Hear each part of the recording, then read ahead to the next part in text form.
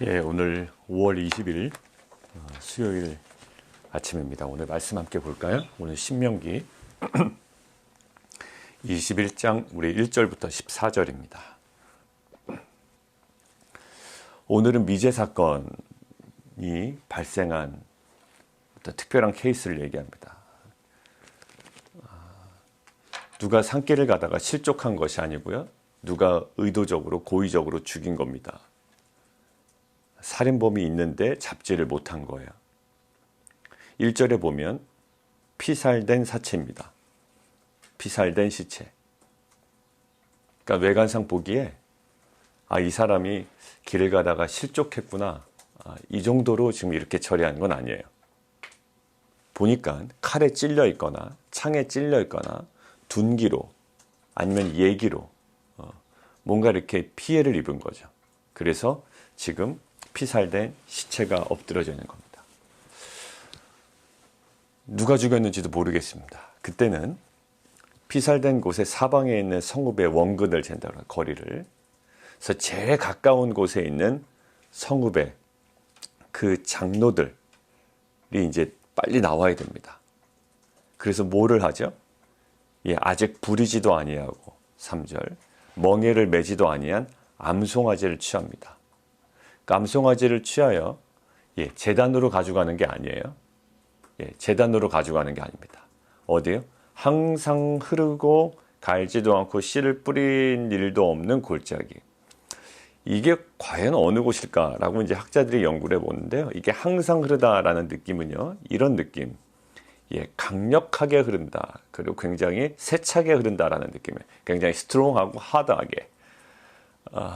강력하게 그 흐르는 물이 흐르는 곳, 그곳으로 가서 그 송아지, 그 골짜기에서 송아지의 목을 꺾어라라는 거죠. 자, 송아지를 우리가 제사 드리는 것처럼 이렇게 칼로 다 분해하는 게 아닙니다. 송아지를 잡는 게 아니고요. 송아지를 잡는 방식이 제사 드리는 방식이 아니에요. 어떻게? 목을 꺾어버려요. 목을 꺾고요. 그래서 결국 그 8절에 나와 있죠. 6절. 그 피살된 곳에서 제일 가까운 성의 모든 장로들은 그 골짜기에서 목을 꺾은 암송아지 위에 손을 씻어요. 그래서 이렇게 말합니다. 우리의 손이 이 피를 흘리지 아니하였습니다. 우리 눈이 이것을 보지 못하였습니다. 여호와여 주께서 속량하신 주의 백성 이스라엘을 사하시고 무죄한 피를 주의 백성 이스라엘 중에 머물러 두지 마옵소서 하면 그 흘린 피가 그 흘린 죄가 사함을 받겠다라고 되어 있죠. 자, 왜 그럴까요? 왜 이 모든 것들을 좀 어렵게 해야 되나요? 살인자도 누군지도 모르겠고. 자, 9절입니다. 9절. 너는 이와 같이 여호와께서 보시기에 정직한 일을 행하여 무죄한 자의 피 흘린 죄를 너희 중에 제할지니라. 자, 이 살인죄가요. 지금 살인자가 나타나지 않으니 지금 누구에게 전가가 됐습니까? 공동체의 문제로 느껴진다고요. 공동체의 문제로. 자, 그러면 이 암송아지 목을 꺾는 행위가 어떤 행위일까라는 궁금증이 든단 말이죠. 제사인가? 희생제사인가? 뭐 이런 생각이 듭니다. 근데 이렇게 한번 보죠. 송아지. 이 송아지는 보통 어떻게 보냐면 지금 이 살인자를 상징하는 하나의 대체물로 보는 입장이 있어요. 단순한 그러니까 희생제사가 아닌 거죠. 이것은 살인자를 상징하는 대체물이에요. 그러니까 이런 어떤 도살의식, 목을 꺾고 막 이러는 것들을 어떻게 보죠? 제사가 아니라 하나의 처형으로 보는 방식이 있습니다.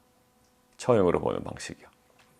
결국 그럼에도 불구하고 이것들은 살인자를 어떤 상징하는 대체물인데 그를 처형하는 의식이지만 결국 그것을 통하여 속량, 그 죄가 덮이고 죄가 떠나가고 씻어내지는 그런 효과는 있다고 보는 입장이에요. 자, 그런데요. 하나가 좀 마음에 걸리는 게 있어요. 뭘까요? 장소의 의미가 있잖아요. 세차게 흐르는 물 쪽으로 가야 된다고요. 그냥 그 자체가 의미가 있다면 굳이 뭐 강하게 세차게 흐르는 물 근처, 골짜기 근처에 가서 그것을 행할 필요는 없거든요. 근데 그곳에 가라는 어떤 그 의미가 또 있겠죠. 자, 결국 뭘까요?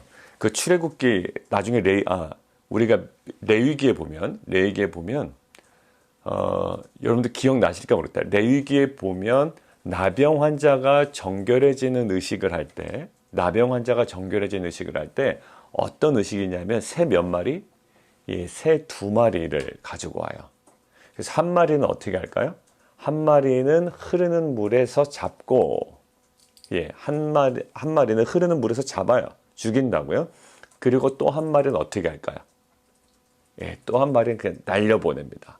그러니까 그 모든 것들이 떠나가고, 예, 씻어내고, 덮어지고, 예, 제거되고 이런 의미라고요.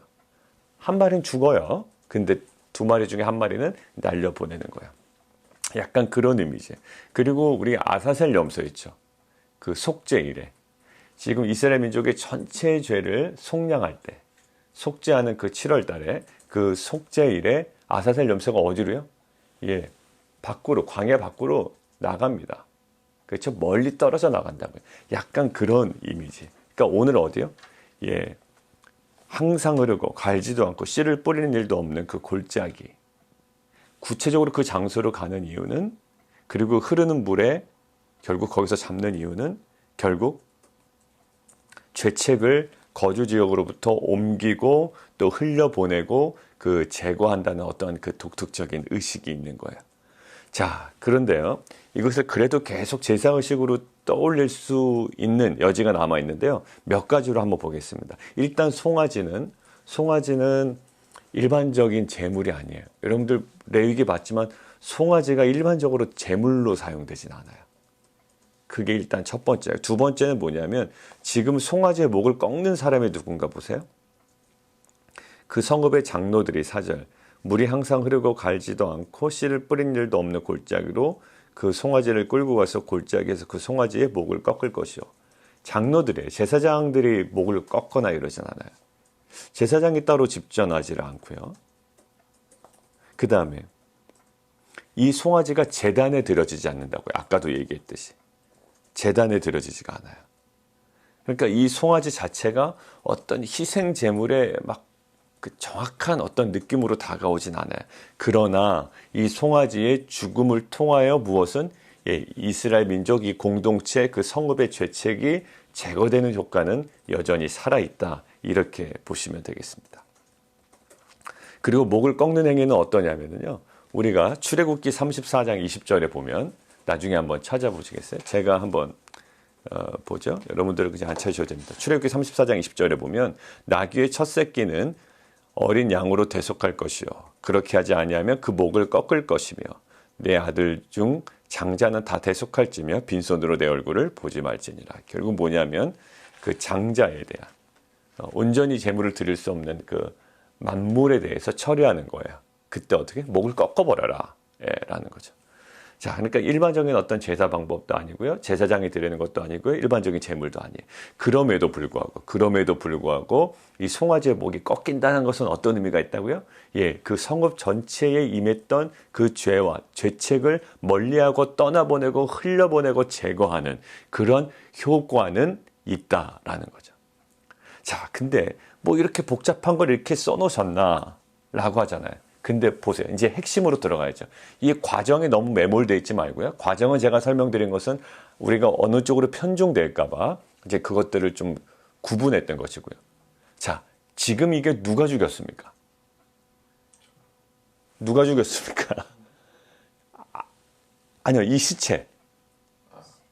아무도 몰라요. 아무도 모른다고요. 자, 우리가 여러분들이 행하지 않는 죄들이 너무 많죠, 세상에. 뭐 어제도 살인사건이 어디선가 벌어지지 않았을까요? 그리고 누군가 잡히지 않은 살인사건, 미제의 사건들. 굳이 살인사건이 아니더라도 내가 하지 않은 누군가가 너무나도 피해를 입은. 한국에서는 그 경비원, 어떤 아파트의 경비원 아저씨가 한 사람의 그 너무나도 집요한 그 압박 때문에, 지금까지 경찰 조사에 의하면, 또 보도에 의하면 그 사람이 스스로 목숨을 끊으면서 딸들에게 마지막 유언을 남기고, 그리고 자기 형에게, 친형에게 음성으로 유언을 남길 정도로, 그리고 죽을 정도로 굉장히 힘들었다, 뭐 이런 보도가 많이 나오죠.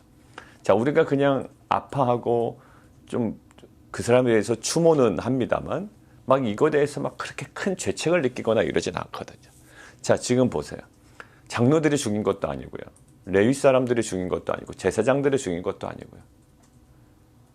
그 성읍에 있는 사람들 대부분은 거기에 대해서 직접적인 어떤 사건의 원인이 되는 사람들은 아니에요. 근데 지금 성경은 무엇을 보고 있죠? 그 성읍 전체의 문제를 보고 있어요. 그래서 리더십들이 막 나갑니다. 이거 안 하면 큰일 날 것처럼 나간다고요. 내가 죽이지도 않았는데, 누군지도 모르는데, 지금 이렇게 안 하면 우리 성읍 전체에 문제가 생길 것처럼 큰일 날 것처럼 여깁니다. 뭐예요? 한 범죄에 대하여, 한 죄에 대하여 어떤 의식이 있다? 이 공동체 의식이 있다라는 거예요. 여러분들 이런 의식이 우리 가운데 있을까요? 이런 걸 생각하는데 한 가지 떠오르는 장면이 있었습니다. 어떤 장면이냐면 창세기 1장이에요. 1장. 창세기 1장, 2장에 있는 1장은 아니군요. 창세기 에덴 동산의 그 모습이에요. 사단이 하와를 이렇게 꼬십니다. 말로요. 그러니까 결국 하와가 선악과를 따먹죠. 그리고 아담도 따먹습니다. 자, 근데 하나님께서 물어보십니다. 아담에게. 아담아, 왜 네가 이걸 따먹었느냐? 그랬더니 뭐라고 그러죠? 당신이 내게 준 그 여자 하와가, 그 여자가 줘서 먹었습니다. 하와에게 물어봅니다. 하나님이. 너 왜 아담에게 주었고 네가 왜 먹었느냐? 뭐라고 그러죠? 뱀 때문에 그렇습니다라는 거예요. 그 다분히 자기의 문제임에도 불구하고 공동체의 문제로도 인식하지 못하고요. 이것은 오히려 남의 탓을 하는 거예요. 거기서 제가 얘기했던 부분이 있죠. 아담의 침묵이에요. 자, 이것은 무슨 문제로 인식해야 됩니까? 가정의 문제로 인식해야 돼요. 아까 제가 기도했듯이. 여러분들 자녀가 어디서 큰 죄를 짓고 오거나 누군가를 때리고 오거나 그러면 부모들을 모른 채 합니까? 네가 했으니 네가 해결하라고 하나요? 아니요. 뭐 케이크를 사든 과일을 사가든 아니면 그에 합당한 보상을 하든요. 그것을 자신의 문제로 여긴다고요. 그것이 보통 일반의 반응이에요. 이것은 우리가 어떻게 봐야 되냐면 이 어떠한 밝혀지지 않는 이 범죄에 대하여 무엇으로 인식하고 있다. 하나님과 이 장로들과 제사장들은 이 공동체의 문제로 인식하고 있다. 그냥 립 서비스가 아닙니다. 그냥 이것은 우리의 문제입니다라는 것이 아니고요. 이것이 공동체적으로 온전하게 처리되지 않으면 이 성읍에 큰 죄가 되고 해가 되고 이것들을 정말로 빨리 해결해야 된다는 그 정말 절박함으로 이것들을 하나하나 절차대로 해결해가는 모습이 있어요. 사랑하는 성도 여러분, 우리 안에 이런 아담의 죄가 있습니다. 왜냐하면 내가 행한 것이 아니기 때문에 그래요. 오히려 그럴걸요. 공동체가 문제가 생겨도요. 공동체에 어려움이 생겨도요. 내 잘못으로 생긴 것이 아니면 굉장히 웃고 있다고요. 속으로. 저 사람 실수로 공동체가 문제가 생겼어요. 그러면 아이고 내가 원인 제공하지 않았으니 그래도 다행이다라고요. 나는 흐뭇해하고 있다고요. 이것은 이 공동체를 인식하는 우리의 영적인 이 결여 상태, 결핍 상태를 얘기합니다. 공동체는 그런 게 아니에요. 아들이 죄졌다고 부모가 막 희죽희죽 웃지 않아요. 아들이 죄를 지면요, 부모가 죄를 진 것처럼 애통해하고요. 오히려 자녀보다도요, 부모가 더 나아가서 그것들을 해결하려고 애쓴다고요. 여러분들 어떤 김 집사님이 실수해가지고 교회에 문제가 생겼습니까? 그래서 뒤에 가서 얘기합니까? 아이고 내가 그렇게 원인 제공 안 해서 다행이다 라고 그냥 혼자 웃고 계십니까? 아니요. 김 집사님의 실수로 공동체 문제가 생겼다면, 아니면 이 집사님의 실수로 문제가 생겼다면, 아니면 조 목사의 실수로 문제가 생겼다면, 아니면 장로님의 문제로 또 실수로 문제가 생겼다면 이것은 누구의? 온 공동체의 문제인 거예요. 왜 우리가 중보기도가 안 될까요? 결국 그건 것 같아요. 자녀들의 문제를 가지고 여러분들 기도하시죠. 기도 안 하는 부모들은 정말 자격이 없는 부모들이에요. 그건 반성하셔야 되는 문제고요. 자녀들의 문제를 기도하는 부모들은 일반적입니다. 왜 그럴까요? 자녀는 나라고 생각하는 거예요. 근데 자녀들의 수준을 못 넘어가는 중보기도자들이 있죠. 자녀를 위해서 기도하지만 교회를 위해서 기도하는 게 안 돼. 지금 코비드-19 때문에 기도하는데요. 이 코비드-19 때문에 이 페이팩스 지역과 특별히 우리 교회 성도를 위해서 기도를 한 번도 해보지 않았다면 이것도 뭘까요? 공동체적인 관념이 어떤 그 모든 의식이 결핍된 거죠. 여러분들 오늘 의식은요. 이 공동체 의미를 정확하게 깨달은 자들만 행할 수 있습니다. 내가 행한 게 아닌데 나한테 오는 피해가 아닌데 내가 이것을 왜 해야 되나 라는 생각으로는요, 이것이 접근이 안 되는 거예요. 우리의 중보기도의 라인이 어디를 넘어가야 될까요? 예, 나를 넘어가야 되고요. 우리 자녀들을 넘어가야 되고요. 그리고 우리 공동체를 넘어가야 되는 거예요. 우리 공동체를 품어야 되는 거죠. 특별히 우리 공동체에 아파하고 있는 자매들과 형제들이 있다면, 비즈니스의 어려움으로 힘들어하고 있는 형제들과 자녀들이 있다면, 그리고 우리가 또 무엇을 하고 있죠? 예, 지금 이제 교회적으로 여러분들께 물을 겁니다. 우리 교회 이 재정을 이렇게 또 지역 교회를 향하여, 또 어려운 목회자를 향하여 우리가 도와주는 것이 좋을까요? 라고 저희가 묻습니다. 예, 그래서 여러분들이 동의를 해주셔야 뭐 일이 진행되는 거 아니겠어요? 그러니까 이런 것들을 진행할 겁니다. 근데 우리가 왜 하죠? 우리 교회만 괜찮으면 괜찮은 건가요? 예, 우리 사업만 괜찮으면 괜찮은 건가요? 아유, 저기는 좀 불쌍하긴 하지만 우리 사업이 그래도 괜찮아. 이걸로 그냥 만족하나요? 예, 그거는 교회라는 공동체, 한몸된 지체로서의 의식이 완전 결여된 상태. 여러분들의 아픔이 무엇이 근거가 되어야 될까요? 예, 자녀가 아프면 너무 쓰라리게 아프거든요. 김 집사님과 이 집사님과 또 지역교회 교회들과 목회자들이 아파할 때 우리가 함께 아파할 수 있는, 그게 정말로 빛과 소금 공동체의 사명이자 그 사역의 본질인 줄 믿습니다. 막 아파하려고 아파해서는 안 돼요. 예, 그게 뭐 그렇게 아파하려고 아파지는 게 아닙니다. 어떻게 될게? 주의 마음이 우리 가운데 임하면 주의 마음이 우리 가운데 애통하게 되고요. 주님께서 애통하는 마음으로 우리가 그것들을 바라보게 되면요, 우리 가운데 정말 우리의 손이 열리고 우리의 마음이 열리고 우리의 발이 그들에게 다가가는 역사가 일어날 줄 믿습니다. 사랑하는 성도 여러분, 우리가 묵상할 때 개인의 묵상도 참 중요하지만 이 가정을 품고 이 교회 공동체를 품고 이 지역사를 품을 수 있는 정말 빛과 소금 공동체가 되기를 원합니다.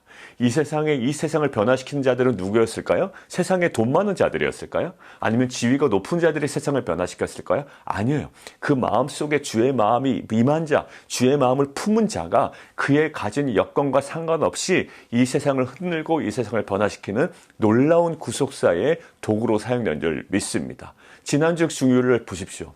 지난주 주일날 무명의 유대인들이에요. 이름도 밝혀지지 않아요. 이름만 딱 들으면 알 수 있었다면 이름을 알려줬을 거라고요. 이름을 알려줘도 모르니까 이름을 적지도 않은 그 무명의 그 유대인들, 그 사람들이 어떻게 했어요? 그 강력한 로마에서 세 번째로 큰 도시, 50만의 도시, 퇴폐와 향락과 정말로 너무나도 어려운 도시였는데요. 그 도시 전체를 흔드는 놀라운 하나님의 도구로 사용됐다고요. 결국 우리 가정 잘 되는 것에만 감사하는 것이 아니라 우리의 자녀뿐만 아니라 우리가 정말로 공동체적인 이 공동체를 묵상하고 이 지역사를 묵상하고 전 세계를 묵상할 수 있는, 풀어낼 수 있는 재력과 지위가 아니라 주의 마음이 임하는 빛과 소금 공동체가 되기를 원합니다. 그래서 오늘도 우리가 이 시간 좀 기도했으면 좋겠어요. 하나님, 주의 마음을 우리에게 허락해 주십시오. 주님, 우리에게 주의 마음을 허락해 주십시오. 그런 찬양도 있죠. 하나님, 주님 마음 내게 주셔서. 우리가 딴 생각으로 묵상하게 되면요, 여전히 우리의 묵상의 끝에 보면 아무것도 남지 않는 것 같아요. 우리 가운데 주의 마음을 주셔서, 담임 목사도요, 아이고 내가 어렵지 않으니까 뭐 괜찮아 라는 생각이 있으면 그 간절함이 어디서 나오겠습니까? 예, 집사님의 아픔에 더 아파하고 그의 애통함을 더 애통해야 이 목사의 이 목회 능력이 나타나는 거 아니겠어요? 그냥 맨날 그냥 자신의 삶에만 만족해 있고 내가 하고 있는 사역이 잘 되냐 안 되냐 그 사역에만 집중해 있으면 이게 뭐가 제대로 되겠어요? 그 영혼의 아픔을 제대로 바라보지도 못하고 묵상한다고 하지만 맨날 묵상이 뭐예요? 자기 묵상한 거 자랑하려고 묵상합니까? 목사가? 그 뭐 하는 거예요? 죄송합니다. 저에게 하는 거를 여러분들이 하는 것처럼 얘기해서.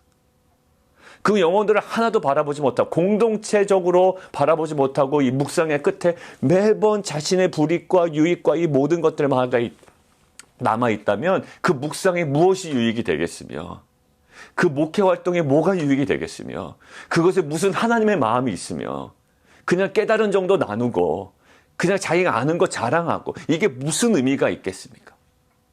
예수님은요 자랑하거나 그런 거 없었어요. 그 영혼들 품는데 애간장이 타셨다고요. 사랑하는 성도 여러분들, 저부터 정말로 이 공동체를 사랑하고 주의 마음이 부어지는 사역이 되기를 원합니다. 우리 교회가요 정말로 어떤 것들을 화려하게 막 보여주는 교회가 아니라 정말 주의 마음이 임하여 그 집사님 한 분 한 분, 가족 하나하나, 자녀 하나하나, 이 지역교회 하나하나, 목회자 하나하나를 품어낼 수 있는 공동체가 되기를 원합니다. 이 시간 우리 함께 기도할 때 하나님 주의 마음으로 우리에게 허락해 주십시오. 하나님 우리에게 그 목회 현장 가운데, 우리의 모든 섬김 가운데, 하나님 우리의 모든 공동체 가운데 주의 마음을 우리에게 허락하여 주시옵소서. 우리 함께 기도하며 나가도록 하겠습니다.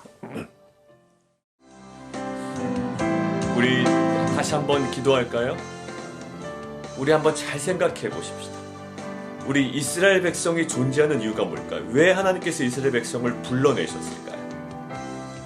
아브라함과 맺은 언약을 기억하면 돼요. 내가 너희를 통하여, 네 자손을 통하여 뭐 하겠다? 예, 열방이 복을 얻게 하겠다는 거예요. 그러니까 하나님의 관심은 어디 있을까요? 예, 열방에 있어요. 근데 이 왜곡된 선민의식이 어디서부터 발생한지 아세요? 하나님의 관심은 열방에 있는데, 공동체 전체에 있는데 자신들이 택함 받았다는 사실에만 만족하고 앉아있는 거예요. 하나님이 완전히 깨버리시죠. 자, 우리도 마찬가지입니다. 왜 빛과 소금 교회입니까? 왜 부르셨습니까? 예, 열방이 복을 얻기 위하여입니다. 열방이 복을 얻기 위해. 근데 우리는 뭘까요? 예, 내 비즈니스, 내 자녀가 어떻게 하면 하나님 신앙 안에 들고, 예, 그게 신앙 같아요. 그러나 아니에요. 왜? 이스라엘 민족도요, 유대인들도요, 자기 신앙 잘 지키려고 굉장히 애썼다고요. 예, 때마다 기도하고 금식하고 막 애쓰고. 근데 예수님께서 그거 다 깨부시잖아요. 왜?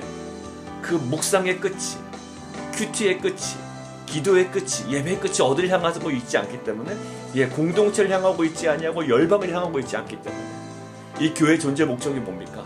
예, 복음 전하는 거예요. 여러분들 아무리 내가 큐티 열심히 하고 아무리 같이 모여있고 예배드리고 뭐 감격 있고 그래도요, 그 끝에 열방을 향하여 있지 않으면 교회는 죽은 교회예요. 우리가 아무리 빛과 소금 교회라고 외치고 큐티하고 말씀 묵상에 엎드리고 그래도 그것에 대한 열매가 가정 안에서만 맺히고 내 삶에서만 맺히면 아무 쓸데가 없는 거라고 말씀하십니다.